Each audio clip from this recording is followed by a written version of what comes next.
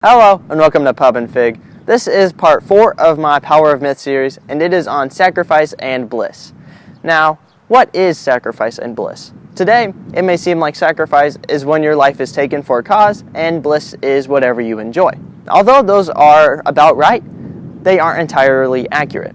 Joseph Campbell, in one of his interviews, goes over this topic and explains what a sacrifice meant in myths and older cultures, as well as defining what bliss would be for us.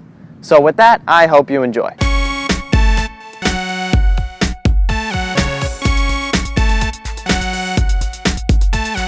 Now let's get into sacrifice. Today, we see it as dying or losing something for a cause.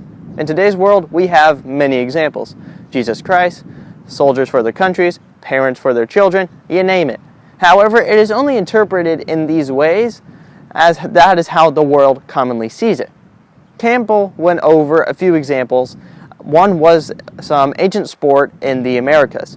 After the game was won, the losing captain would cut off the head of the winning captain. This was a thing because the winning captain would die knowing he was victorious.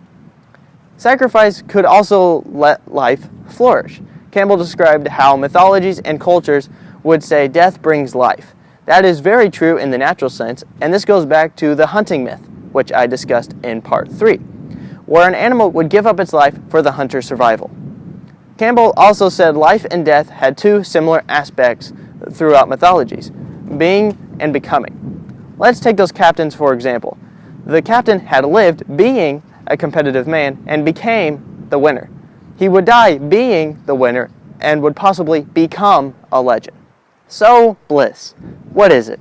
A definition I found says perfect happiness. But where do we find that perfect happiness? Campbell says bliss comes from overcoming temptations and going where the soul wants to go. By that definition, bliss wouldn't be lustful or wicked, as those are temptations. So what the soul would want is something you would be passionate about and truly desire. These would be striving for that dream job, trying to become that girl or boyfriend of that person you admire. Whatever, as long as it is good and makes you happy in the long run. An example of this would be Thor. For a majority of his life, he was told that he was destined to be the king of Asgard. What he discovered later on was that being king was not his bliss, but venturing through space doing quests. Father, I cannot be king of Asgard. I will protect Asgard and all the realms with my last and every breath, but I cannot do so from that chair. I'd rather be a good man than a great king. That is why he left with the Guardians of the Galaxy at the end of Avengers Endgame, instead of getting back on his couch playing Fortnite. So let's sum this all up.